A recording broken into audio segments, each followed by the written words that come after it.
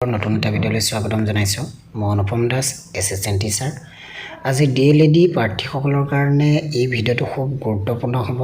কাৰণ বহু প্ৰাৰ্থীয়ে আজিৰ এই ভিডিঅ'টোৰ কাৰণে অপেক্ষা কৰি আছিল। আজি আমি প্ৰস্তুত কৰিছোঁ বিভিন্ন ধৰণৰ ইনফৰমেশ্যন লৈ DLED এডমিশ্যনৰ কথা এই ভিডিঅ'টোত সাঙুৰ খুৱাম। আশা ৰাখিছোঁ তোমালোক সকলোৱে এই ভিডিঅ'টো সম্পূৰ্ণকৈ চাবা, স্কিপ নকৰাকৈ চাবা, কাৰণ বহু কথা আলোচনা কৰিব লাগিব। ইতিমধ্যে যিসকল ছাত্ৰ ছাত্ৰীয়ে DLED PNT টেষ্ট এপিয়াৰ কৰিছিল আৰু বহু ছাত্ৰ ছাত্ৰীয়ে PNT টেষ্টৰ ৰিজাল্ট কোৱালিফাইড কৰিছিল, আৰু লগতে DLED PNT টেষ্টৰ ৰিজাল্ট কোৱালিফাইড কৰি ফাৰ্ষ্ট পেজৰ এডমিশ্যন হৈ গৈছে, আৰু যিসকলে ফাৰ্ষ্ট পেজত এডমিশ্যন পোৱা নাছিল সেইসকল ছাত্ৰ ছাত্ৰীয়ে ছেকেণ্ড ৱেটিং লিষ্ট বা মেৰিট লিষ্ট ওলাব নোলাব তেনেকুৱা ধৰণৰ কিছুমান কুৱেৰিজ তেওঁলোকৰ মনত আহি আছিল। ভাল খবৰ আহি গ'ল, অফিচিয়েলি ইনফৰমেশ্যনৰ কাৰণে আমি ৰৈ আছিলোঁ। যোৱাকালি আমি অফিচিয়েল ইনফৰমেশ্যন পাই গৈছোঁ, গতিকে এই ভিডিঅ'টোত এই গোটেই অফিচিয়েল ইনফৰমেশ্যনখিনি আলোচনা কৰিম। তাৰ আগতে আমি এটা সৰু ৰিকুৱেষ্ট কৰিব বিচাৰিছোঁ, যদি কোনোবাই এই ভিডিঅ'টো প্ৰথমবাৰৰ কাৰণে ভিজিট কৰি আছে, আছামিজ এডুকেশ্যন জ্ঞান ইউটিউব চেনেলটো যদি তেওঁলোকে প্ৰথমবাৰৰ কাৰণে চাইছে, তেতিয়াহ'লে প্লিজ চেনেলটো ছাবস্ক্ৰাইব কৰিব। এনেধৰণৰ খা খবৰ আমি আলোচনা কৰি থাকোঁ। আৰু ভিডিঅ'টো ভাল পালে লাইক কৰিব, আৰু কিবা জানিবলগীয়া থাকিলে কমেণ্ট ছেকশ্যনত কমেণ্ট কৰিব। আহক তেতিয়াহ'লে আমি ভিডিঅ'ৰ আন মূল বিষয়বস্তুলৈ আগবাঢ়ি যাওঁ। স্ক্ৰীণত আমি দেখুৱাব বিচাৰিছোঁ second list of selected candidate for admission. অৱশ্যে ইয়াৰ আগৰ লিষ্টখন আছিলে first list of selected candidate for admission. যিসকলে গভৰ্ণমেণ্ট TIS অৰ্থাৎ ডাইট, BTC, নৰ্মেল স্কুল এইবিলাক হৈছে গভৰ্ণমেণ্ট প্ৰতিষ্ঠান হয়, চৰকাৰী প্ৰতিষ্ঠান, য'ত DLED কম খৰচত কৰিব পাৰি। প্ৰথম পৰ্যায়ৰ এডমিশ্যন হৈ গৈছিলে, আৰু প্ৰথম পৰ্যায়ৰ এডমিশ্যনত যিসকল ছাত্ৰ ছাত্ৰী এডমিশ্যন লৈছিলে তাৰ ক্ষেত্ৰত বহু ছাত্ৰ ছাত্ৰীয়ে ছিলেক্ট হৈও কিন্তু এডমিশ্যন লোৱা নাছিল,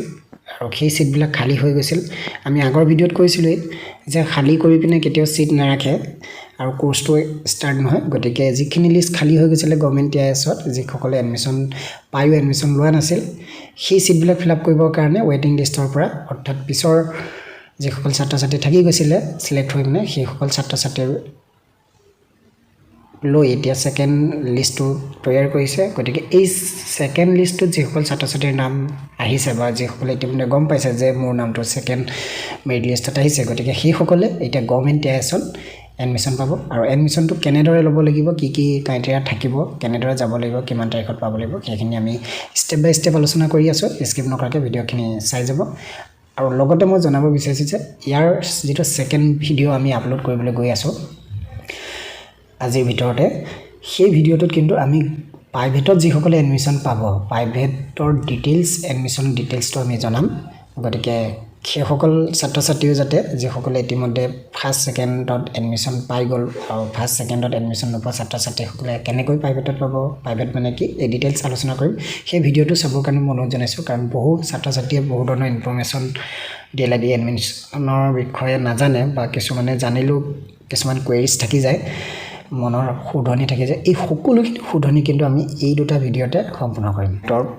directorate of state council of educational research and training, চমুকৈ SCERT,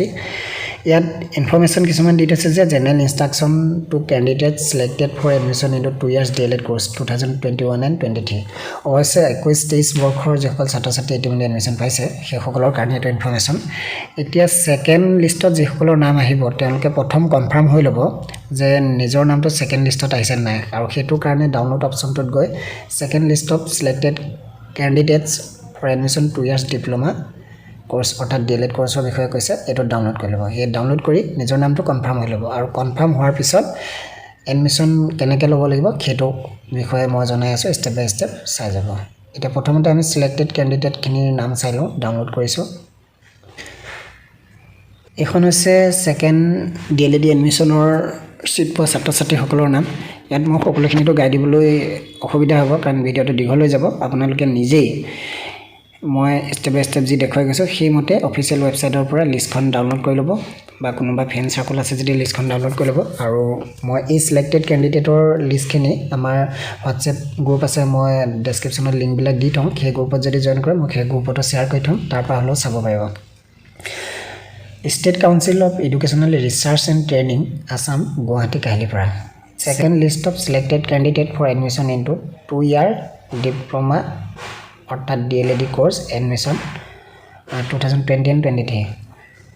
এটা ইয়াত নিজৰ নামটো বা ৰোল নাম্বাৰ মাৰি পিনে চাই ল'ব আপুনি সিট পাইছে নে নাই ইয়াত অসমৰ প্ৰায়বিলাক জিলাৰ ডিস্ট্ৰিক্টৰ যেখিনি ভেকেন্সি লিষ্ট যেসকলৰ নাম ইতিমধ্যে আহিছে সকলৰ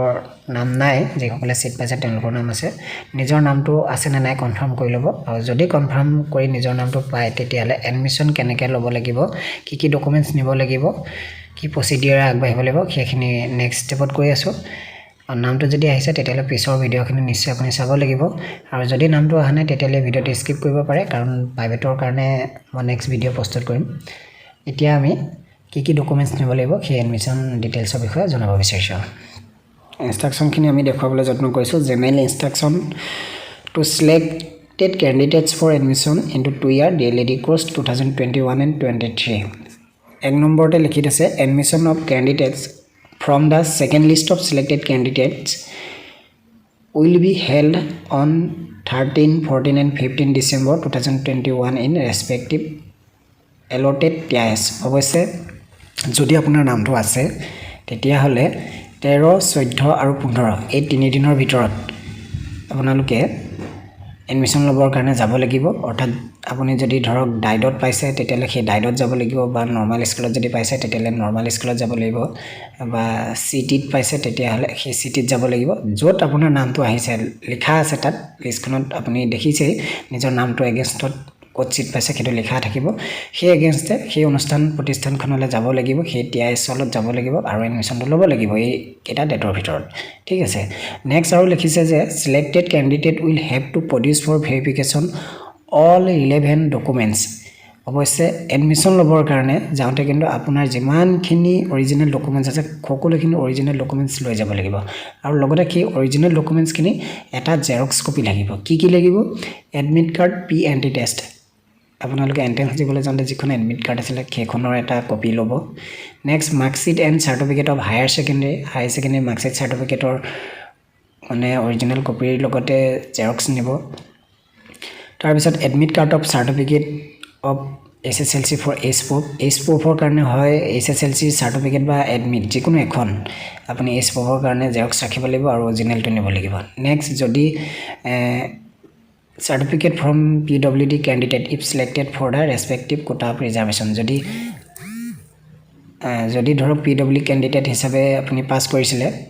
তেতিয়ালে PWD সাৰ্টিফিকেট অৰ্থাৎ ফিজিক্যালি হ্যান্ডিক্যাপ সাৰ্টিফিকেট যদি আছে সেইখন আপোনাৰ কাৰণে যদি এলিজিবল হয় আৰু নোহোৱা সকলৰটো বৰ নালাগে প্ৰয়োজন নাই যে সকলৰ হয় সেইখনো দেখাব লাগিব তাৰ পিছত কাৰোবাৰ যদি ৰিজাৰ্ভেশন অনুসৰি যদি পাস কৰিছে SC ST OBC এনেকুৱা ধৰণৰ তেতিয়ালে সেই কাষ্ট সাৰ্টিফিকেটখনো নিব লাগিব আৰু জেৰক্স লাগিব কাষ্ট সাৰ্টিফিকেটখন আপোনালোকৰ প্ৰয়োজন হ'ব গতিকে এই ডকুমেন্টছখিনি আপোনালোকে এডমিশনৰ সময়ত কিন্তু এডমিশন যি বোৰ্ড থাকিব সেই এডমিশন বোৰ্ডত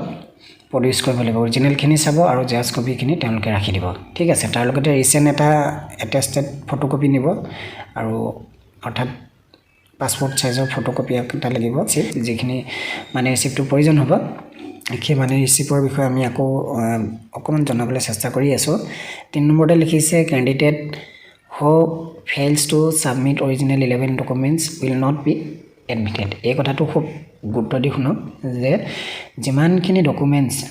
মেট্ৰিক হাই সেকেন্ডাৰী বা গ্ৰেজুৱেচন পাসপোৰ্ট সাইজ ফটো এই গোটেইবিলাক PNT টেষ্টৰ এডমিট কাৰ্ড এই গোটেইবিলাক অৰিজিনাল দেখুৱাৰ লগতে কিন্তু জেৰক্স কপি জমা দিব লাগিব যদি অৰিজিনাল আপুনি দেখুৱাব নোৱাৰে অসুবিধা হয় তেতিয়ালে কিন্তু এডমিশনৰ সিট পাই কিন্তু এডমিশন কেনসেল হৈ যাব মনত ৰাখিব নেক্সট 4 নম্বৰটো এটা গুৰুত্বপূৰ্ণ point selected candidates seeking admission will have to submit an undertaking to the principal of the concerned TIS at the time of the admission in the court fee paper of res 10 rupees 10 টকাৰ এটা court fee যেটো দলিল অৰ্থাৎ 10 টকাৰ এটা দলিল অৰ্থাৎ court fee এটা আপুনি লৈ যাব আৰু হেতুত আপুনি সেলফ ডিক্লাৰেশন লিখিব লাগিব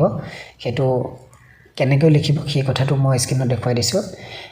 I do hereby declare that I have not taken any admission into other regular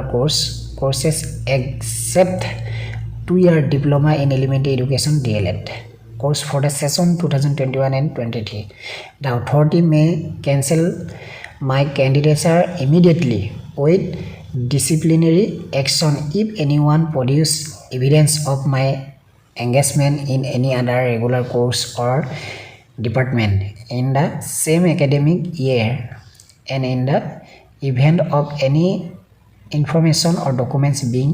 found false or not satisfying any of the stipulated eligibility criteria for the course এটো লিখিব লাগিব কোড ফিটোত আৰু তাৰ তলত সিগনেচাৰ কৰিব লাগিব ফুল নাম লিখিব লাগিব ডেট এণ্ড এড্ৰেছ ঠিক আছে এটো 10 টকাৰ কোড ফিটোত আপুনি লিখি দিব লাগিব এইখিনিতে এটা প্ৰশ্ন উত্থাপন হয় বহু ছাত্ৰ-ছাত্ৰীয়ে সুধে আমাক যে আমি ডিগ্ৰী কৰি আছো ডিএলএড কৰিব পাৰিম নে নোৱাৰিম এটা কথা মনত ৰাখিব এই যে আপুনি সেলফ ডিক্লেৰেশ্যন দিতে কোড ফিট দিছে তাৰমানে একেটা সময়তে আপুনি দুটা ৰেগুলাৰ কোৰ্স কৰিব নোৱাৰে সেই ধৰক আপুনি গ্ৰেজুৱেচনো কৰি আছে ডিএলএডও কৰি আছে তেতিয়া একেটা সময়তে এতিয়া 2021 চন আপুনি 23 চনত ডিএলএডৰ ফাইনেল সাৰ্টিফিকেট পাইছে আৰু 23 চনতে 2023 চনতে আপুনি গ্ৰেজুৱেচনৰ সাৰ্টিফিকেট পাইছে একেটা টাইমতে আপুনি কেনেকৈ দুটা ডিগ্ৰী কৰিলে ৰেগুলাৰ য'ত নেকি আপুনি 75% দুইটাতে এটেন্ডেন্স আপোনাৰ প্ৰয়োজন আছে তেতিয়ালে আপুনি কোনফালে মিলালে তেনেকুৱা ধৰণৰ বহু অসুবিধা আগতে হৈ গৈছে কোৰ্ট কেছ এনেকুৱা ধৰণৰ হাই কোৰ্টো হৈ গৈছে গতিকে আজিকালি এইবিলাক নিয়ম উলিয়াই আছে কিন্তু এইখিনিতে এটা কথা ক'ব পাৰি যে আপুনি 6 সেমিষ্টাৰত আছে এবা 21 চনত আপোনাৰ 6 সেমিষ্টাৰত আছিল এটা সেমিষ্টাৰ বাকি আছে 21 চনত শেষ হৈ যাব আপুনি 21 চনতে আপোনাৰ ডিগ্ৰী সাৰ্টিফিকেটখন পাব কিন্তু ডিএলএড টো কেতিয়া পাব আপুনি 23 ত কমপ্লিট হ'ব যেনিবা আপুনি 24 ত পাব এনেকুৱা এইকন সময় অকমান মিলাব পাৰি 5th সেম 6th সেমৰ লাষ্টলে বা 6th সেমত আপুনি মিলাব পাৰে ডিগ্ৰী লাষ্ট ইয়াৰ কিন্তু সে ধৰক আপুনি ডিগ্ৰীটো এডমিশন লৈছে আৰু ডিএলএডটো এডমিশন লৈছে একেটা টাইমতে তেনেকুৱা কোনো অসুবিধা হয় দিগদাৰ হ'ব কেনসেল হৈ যাব পাৰে গতিকে এইখিনি মই লগতে যোগ কৰি দিছো গতিকে বহুতে কিছুমান কোৱেৰিজ মনত আহি থাকে সেই কোৱেৰিজখিনি যাতে স্পষ্ট হৈ যায় তাৰ পিছতে 5 নম্বৰ পইণ্টটো কৈছে for monthly tuition fees examination fees rules and regulations regarding attendance in classes and other information candidates are advise to go through the দ্য প্ৰস্পেক্টাছ ভিডিওটো অকমান দীঘলীয়া হৈ গৈছে গতিকে যেটো ইম্পৰ্টেন্ট কথা আলোচনা কৰিছো নিশ্চয় স্ক্ৰিপ্ট নকৰাকৈ চাই গলে নিজৰ সুবিধা হ'ব এখন আছে প্ৰস্পেক্টাছ 2021-22 23 21 আৰু 23 বৰ্ষৰ প্ৰস্পেক্টাছ হয় এই প্ৰস্পেক্টাছখনত ইম্পৰ্টেন্ট কেইটামান কথা লিখা আছে সেইটো মই যোগ কৰি দিছো course fees for DIET city normal school and BTC admission fees হৈছে 50 रुपीस মন্থলি ফিজ হৈছে 50 रुपीस আৰু এক্সামিনেশন ফিজ আছে 800 আৰু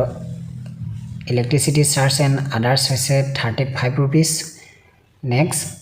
25 rupees per month for the candidates staying outside এই গুটেইখিনি মিলাই পিনে আপোনাৰ যেটো টোটাল হ'ব সেই টোটালটো আপুনি পইচা লৈ যাব অৱশ্যে 50 रुपीस টো আপুনি 1 monthৰ কাৰণে ধৰিলে নহব 12 month বা 24 month কিমান লয় সেইমতে আপুনি ডাইট সিটি বা নরমাল স্কুল খুদি ললে গম পাব সব বেছি নহয় আৰু খুব কম 2000 টকাৰ ভিতৰত হৈ যাব লাগে গভৰ্নমেন্ট ফিজত গতিকে এইখিনি আছে গভৰ্নমেন্ট কেএছ যিসকলে এডমিশন পাইছে তেওঁলোকৰ কাৰণে আৰু প্ৰাইভেটৰ কাৰণে বহুত হয় প্ৰাইভেটৰ এডমিশন ফিজটো হৈছে 27000 per year including admission monthly fees ইতিমধ্যে যিখিনি কৈছো গুটেইখিনি মিলাই কিন্তু প্ৰাইভেটত হলে দুটা সেমিষ্টাৰ 27000 আৰু অৰ্থাৎ per year 27000 কে আপোনাৰ 54000 লাগি যাব আজি আমি ডিএলএডি এডমিশনৰ সেকেন্ড মেৰিট লিষ্টত যিসকল ছাত্ৰ-ছাত্ৰী এডমিশন পাইছিল সেইসকল ছাত্ৰ-ছাত্ৰী এডমিশন ডিটেইলছৰ বিষয়ে জনালো আৰু কি ডকুমেন্টছ লাগিব এডমিশনৰ কাৰণে সেইখিনি জনালো এডমিশন ফিছৰ বিষয়ে জনালো আৰু লগতে ক্লাছ কেনেকৈ এটেন্ড থাকিব লাগিব ক্লাছত হেতু জনালো একেলগতে দুটা কোৰ্স কৰিব পাৰিব নোৱাৰে ৰেগুলাৰ কোৰ্স হেতু বিষয়ে জনালো গতিকে আশা কৰো ভিডিওটো ভাল পালে আৰু খেকটাকো কৈছো যদি এতিয়াও চেনেলটো সাবস্ক্ৰাইব কৰা নাই কাৰণ প্লিজ চেনেলটো সাবস্ক্ৰাইব কৰিব এনেধৰণৰ আশা কৰো আমি টাইম টু টাইম জনাই থাকো ভিডিওটো ভাল পালে লাইক কৰিব আৰু লগৰ বন্ধু-বান্ধৱীৰ লগত ভিডিওটো শ্বেয়াৰ কৰিব ইয়াৰ পিছৰ ভিডিওটো আমি প্ৰাইভেট এডমিশনৰ বিষয়ে জনাবলৈ চেষ্টা কৰিম